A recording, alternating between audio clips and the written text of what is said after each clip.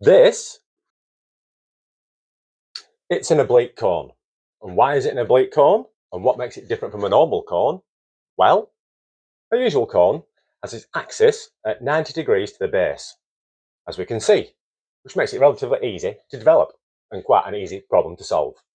The oblique cone, on the other hand, the axis isn't 90 degrees to the base, it's actually angled.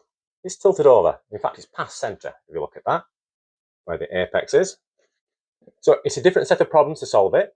Very similar in some respects to the normal cone, but for this one, we're going to solve it by using triangulation and radial line method. It looks complicated, but in fact, when it's broken down simply, it's easy to replicate.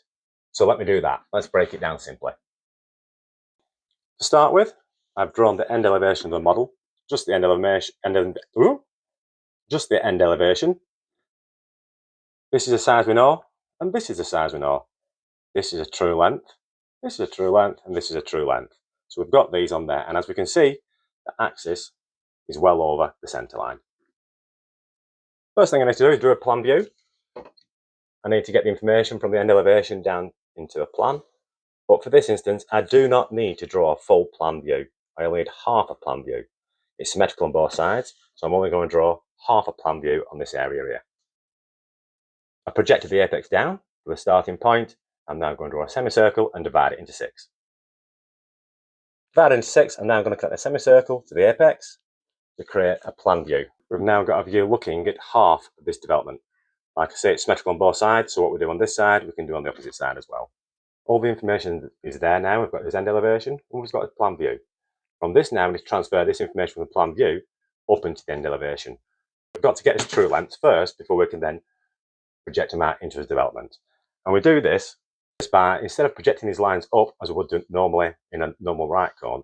So first of all, from the apex to the first point, set my compass, project an arc up to the centre line or baseline of this projection, but the centre line of our development, the centre line of our plan.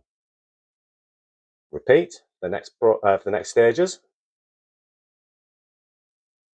So now we've plotted these lines up from the plan view into the centre line. This creates a table of true lengths. This is his plan length, and this is his vertical height. So now it's just a simple case of plotting this first point. This is a true length in itself, as we know. Project this up into our development and repeat this process with all points. I've used radial line now to project all these lines across into our development. So that is the basic, all the true lengths marked off and our development ready for us to mark off. So the next process is to work out the length of our development. To determine the length, we use the spacings, the distances we've got here on this plan view. This is itself a true length.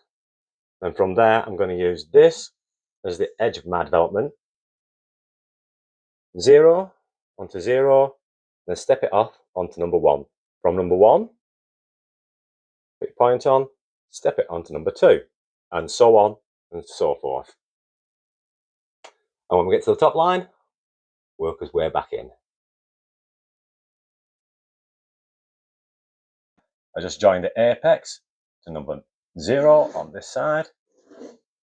With all the points in place now, I'll just fill them all in so we can see them a bit more clearly. There we have it, the finished development, as simple as that. Let me cut it out.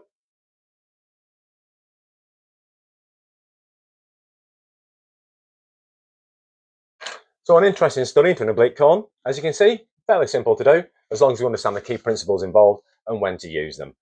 Just a basic understanding makes this development really quite simple to do. So it's another one for the shelf, and it's another development going on the wall. Don't know where it's going to go. And if you want anything breaking down simply, just feel free to let me know, and I'll put it onto the list.